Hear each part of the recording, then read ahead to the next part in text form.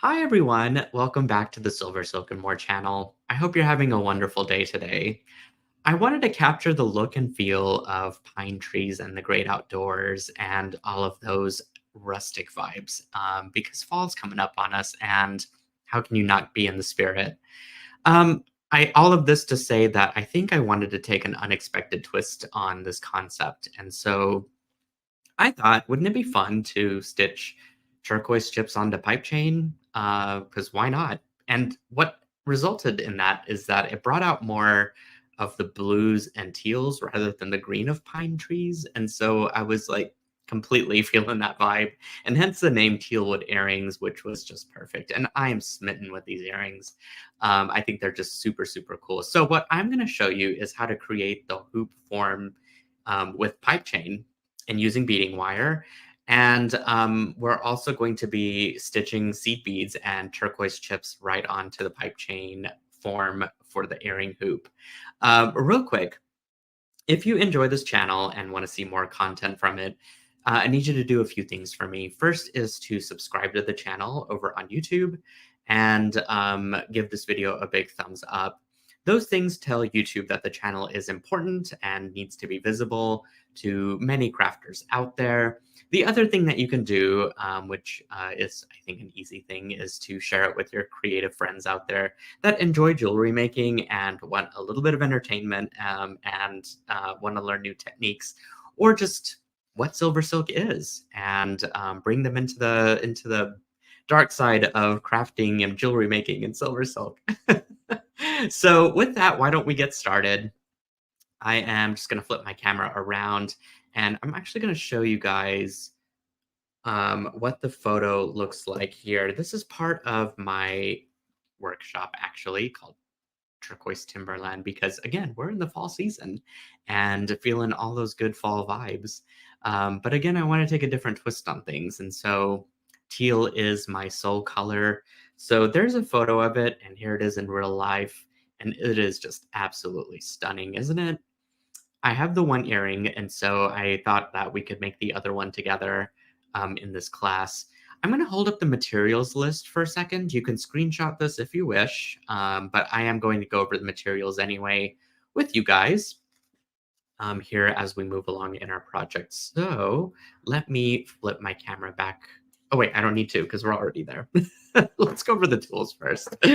First is our Lindstrom cutters, which will be used to cut beading wire and the pipe chain should you need to. These are amazing pliers, recommend having them. They are very strong, and they've cut some really random stuff over time, but still have remained very sharp to this day.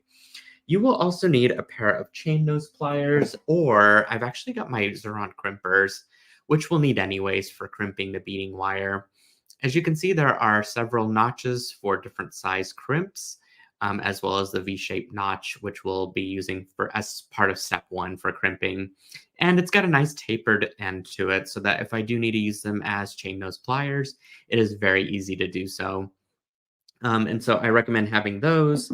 And then if you want to, as an alternative, you can use magical crimpers to crimp whenever we get to that step. It is a one-step process plier. It's got a round divot instead of the traditional V-shaped notch, and the additional notches on top of that. I will say that these have been tricky to use for some folks, but there are enough tutorials, especially by the beloved Softflex company, who I adore their beading wire and their company and everything that they do.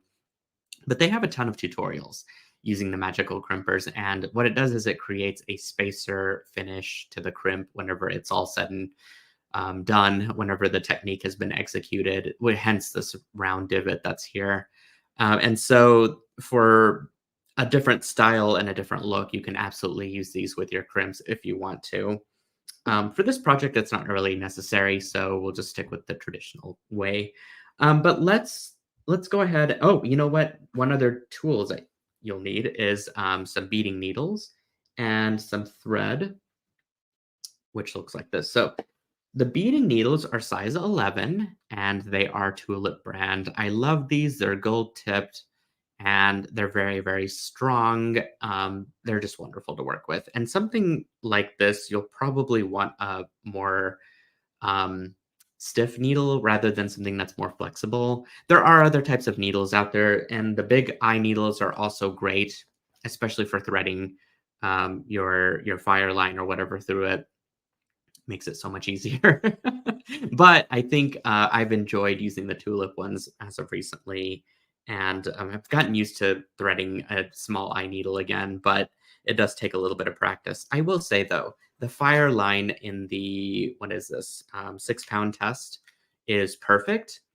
I really like and enjoy how wiry the actual thread is, and it makes it easy to thread a needle because of the way that those little fibers are woven together. And you don't need any wax or any additional special conditioning of the thread. You basically can just thread it right through and start stitching to your heart's content. But you'll need about, I would say about 3 feet of the thread here to work with, which is great because you're not going to have to tie anything extra on, and you'll be able to remain control of the entire weaving process. So that takes care of our last bit of tools, and then now we'll get into our materials. The first is SilverSilk Pipe Chain. This is a custom color made specifically for the specific workshop. Lots of specificity in there. But SilverSilk Pipe Chain is a silicone tubing that has a 1 millimeter diameter hole. You can fill it with wire, beading wire, craft wire, memory wire, or even leather cord. I've been able to put through this pretty easily. And you can manipulate the shape or the style or however you want to shape this, depending on what you fill it with. And in this case, we're going to be making a hoop design. And so it'll be a nice round shape. But I've actually used craft wire through this and I've made some really funky earring shapes and large cuffs before by just kind of twisting stuff together, this pipe chain with the wire through it. So it's really fun to manipulate. I will say if you've got a silicone or rubber allergy, this is probably not the best stuff to craft with for you, and there might be a better chain for you to use out there instead. But if you don't have such things, allergies wise, then this is going to be really fun to work with. So I have about a 4 inch, give or take. I believe the card had the specific instructions of the size. 1 foot of chain. Okay, so yeah, probably closer to about 5, 6 inches. And it depends on how big you want your hoop to be. These are a pretty sizable hoop. But you can of course cut it shorter if you want to and just make some nice small baby hoops, which would look equally cool. But today we're going big or going home. So have some of that out. You will need some, let's see, I'm just going to go down my list here. Chrome colored pipe chain end caps. So these are a different brand and they're not the typical SilverSilk ones. But I thought, these fit really well and I like the look and feel of them. And they were um, just the perfect color and finish and fit for the pipe chain. So I just have a couple of those out. And then you will also need some soft flex beading wire. I have it in this champagne finish. You can use really any color. It's not going to show through um, in your design this time around, and it'll just be used to fill the pipe chain so that we can create our hoop shape design. And I'm using a scrap piece, but you will need about, I would say about no more than 6 to 7 inches of the Softflex beading wire, and I do recommend a medium-sized beading wire as well. Okay, so I have got that. You'll need a crimp tube. By the way, this is all like materials for a single earring, so whatever I'm saying and talking about here, and if you saw the beginning and screenshotted that full list, that's for 2 earrings, but this is all for just a single earring, which we'll finish today, but you'll just need a um, crimp. This is a 2 millimeter crimp. It's got a nice thick wall and no seam. And so whenever you crimp with it, it is going to be a super strong and secure hold. And I will say the soft flex crimps are the ideal ones to use with their beading wire. It's excellent quality, and I think they just go hand in hand, really. You will also need some beads. Oh, real quick, an earring hook, which I've got here. We'll get that out of the way. And now we'll talk about the beads. I've got a handful of chips here. These are turquoise stabilized turquoise chips, beautiful in that teal color. And I've got probably about like 3 gram weight here of them. But really, we're using like sort of segments of 3 chips at a time between each seed bead, which, by the way, we're going to be using size 8 seed beads throughout the hoop. So have some of those out in a contrasting color, which is important because you want it to stand out. And you will also need 1 fire polish bead in 8 or 10 millimeter. And this is cool, first of all, because it looks like a pine cone, doesn't it?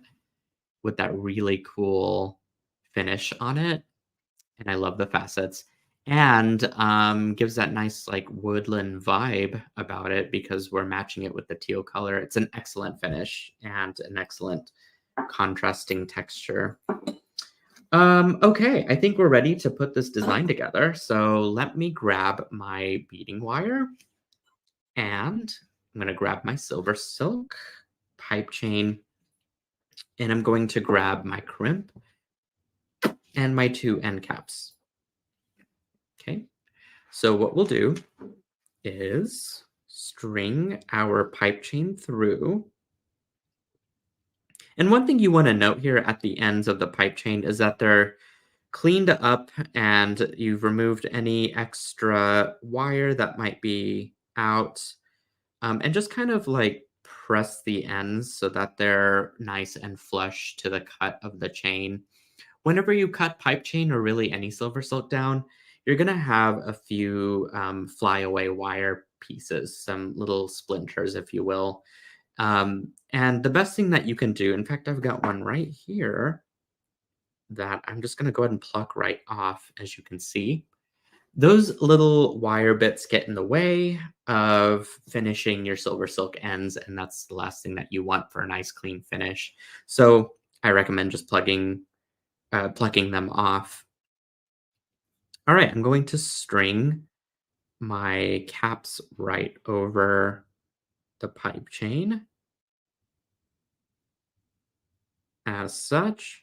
They might have a tendency to slip off, but we'll tighten everything as we sort of put our last piece here on, which is a crimp. I'm just going to crisscross my wires into the crimp and pull it tight.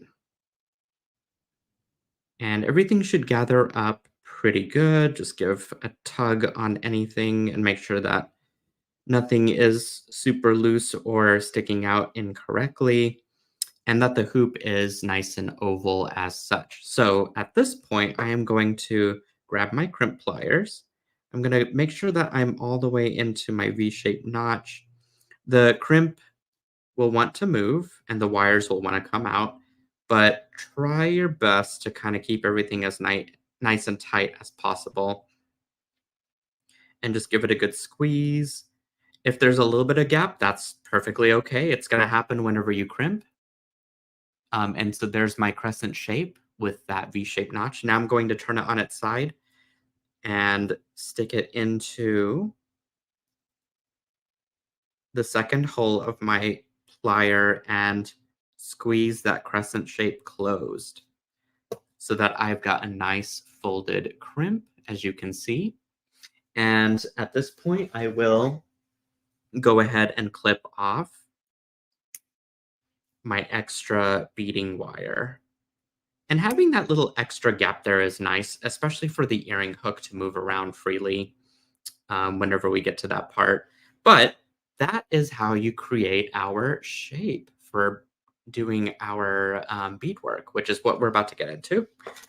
So I will grab my thread and I'm going to grab my needle.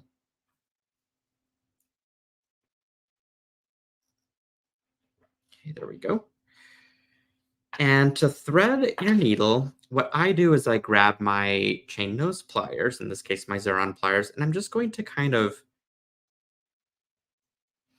use the tip and press my thread nice and flat as such. Once I've done that, I can go in, put my thread through between my index and my thumb, and then push out until that thread comes through the eye of my needle. And that little flat shape makes it so much easier to do that.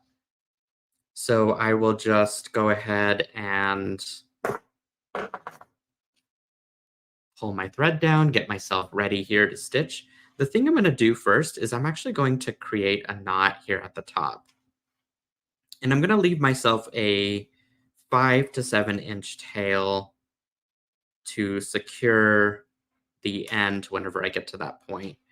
But just go ahead and tie yourself a square knot. And then I like to go around a second time or third time perhaps on that second knot just to make this nice and secure. And I'm ready to stitch. So I will grab my tail thread and just kind of keep it out of the way. And I'm going to grab my chips and my seed beads. And we are ready to start stitching. What we're going to do is pick up 3 of the chip beads and then a seed bead. Okay, you'll string that right on and drop it down to the end of your thread. And what you're going to do is go behind the hoop, go ahead and pull your needle all the way through the hoop. Whoops. There we go. Just like that. Your needle should be and thread should be exiting between that hoop there. And you're going to go up through the seed bead once more.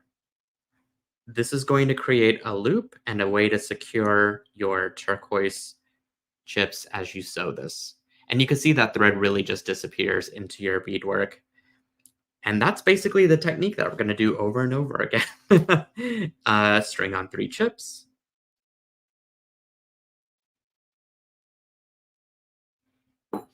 And a seed bead. I am right-handed, and so I'm working from the right side of my loop and down to the left side. Of course, if you are left-handed, you might swap sides and, work that direction from left to right, and that might make it easier, but you can see how quickly this is going to come together. And it's so easy. Okay, 1, 2, 3, string on a seed bead,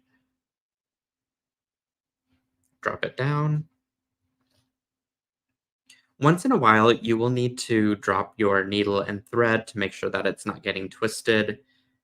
I feel like because this technique is nice and airy and requires, honestly, very little stitching, we might not need to do that, but just something to keep in mind in case you do start to get tangled.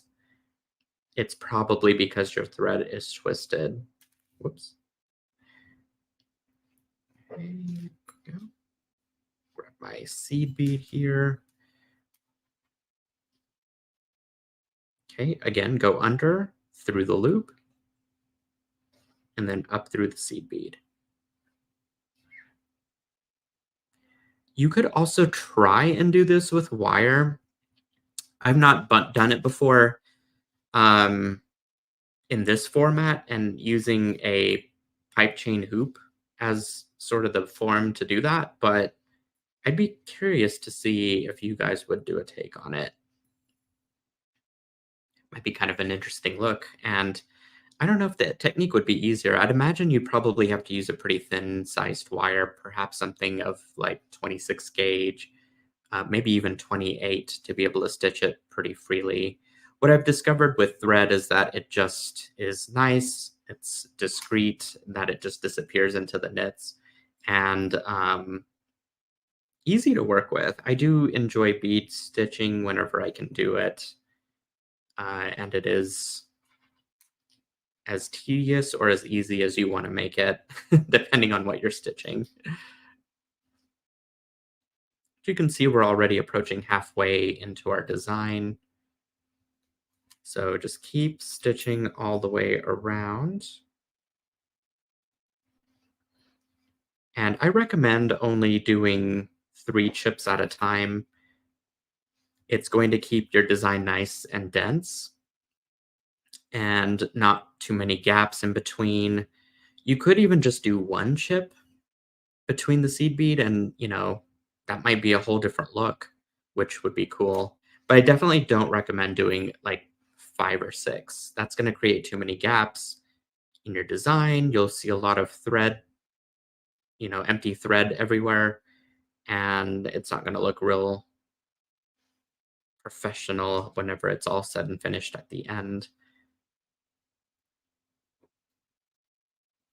Oops. Okay, we're just stitching right along here. Our earring hoop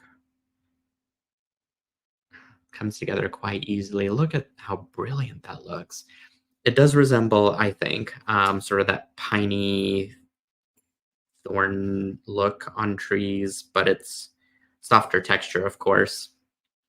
And the turquoise just plays so well with the pipe chain, which, by the way, has um, a dark rose knitted wire on top of it. So we are really picking up that beautiful, like, reds and copper tone, which complements the seed beads for sure.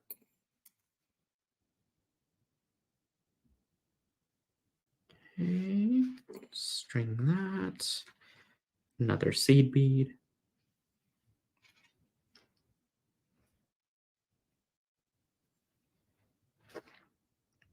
String that through.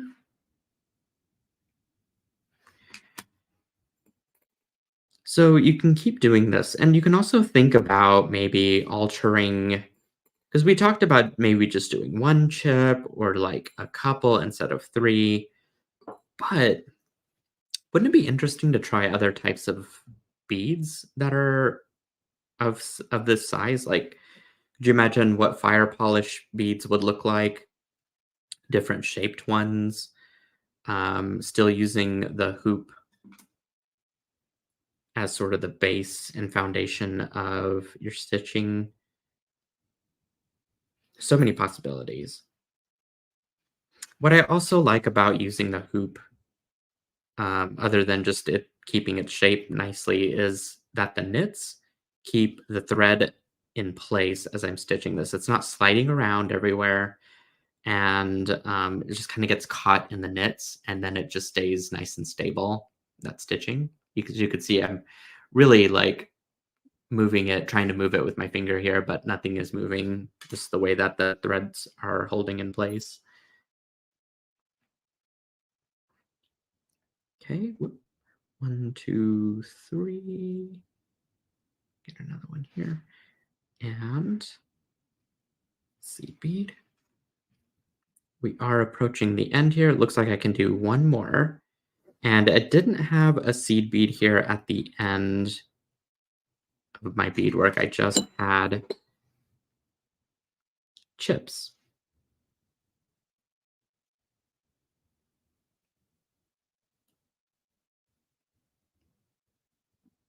I'm not sure where the hole. Oh, there it is.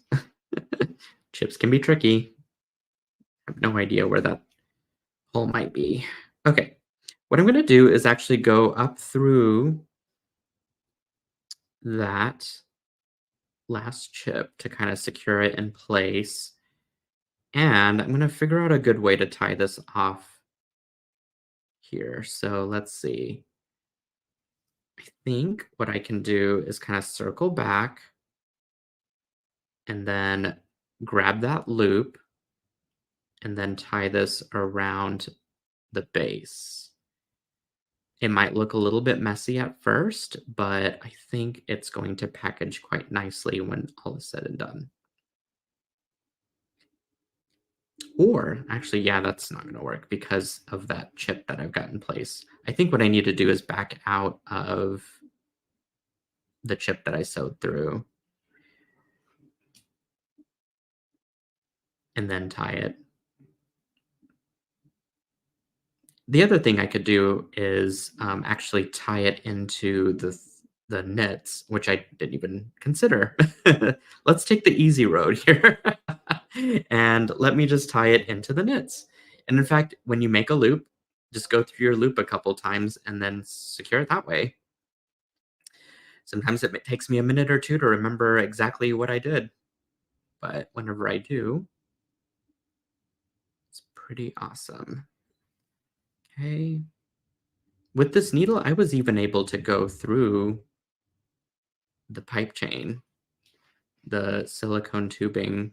It's that strong. All right, so my chips are now sewn in place, and what I'm going to do is just sort of needle my way through the knits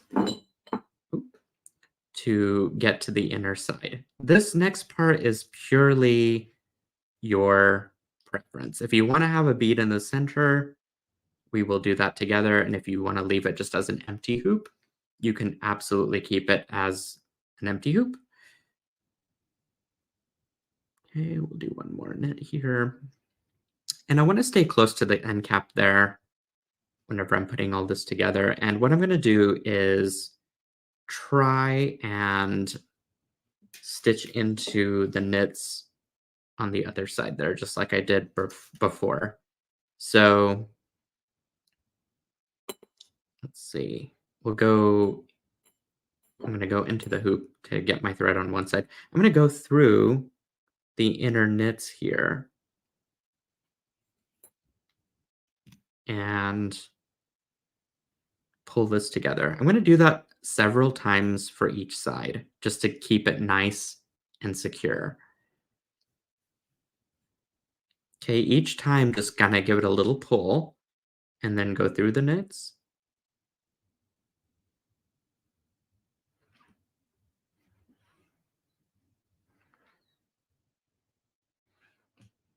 Through the bead. And I think I've done that now a couple times. So I'll meet my thread up to my tail thread. And I'm just going to go ahead and tie it all together. And then I can secure my work simply by sewing it through the chips again. Okay, so let's tie this off a couple times. There's one and two. And now I can take my needle that's already threaded and I can just sew back through the chips a couple times, perhaps even the pipe chain to secure my work.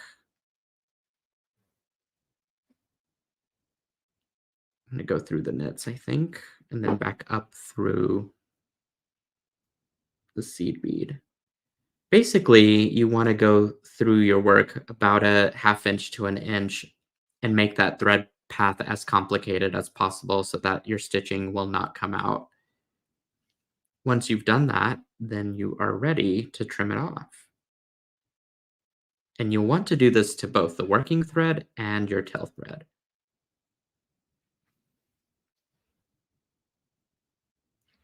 You could even take your working thread and go through all the beadwork one more time and just tie it again. And that'll not only keep your thread secure, but will keep your entire piece more sturdy and secure. I'm not going to do all that. I think I feel like this is probably enough. And I'm just going to clip it off here. Okay. And I'll want to do the same thing to this tail thread too. That's why it's good to have a generous amount of tail thread just in case. And simply just stitch it back through the beadwork.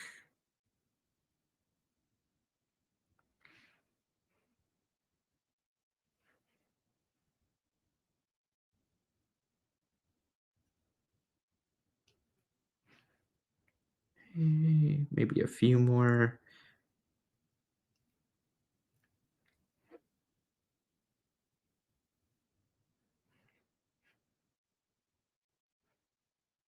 Okay, we'll go through these chips, and I think we're in good shape there. Awesome. And I'm just going to go ahead and clip this right off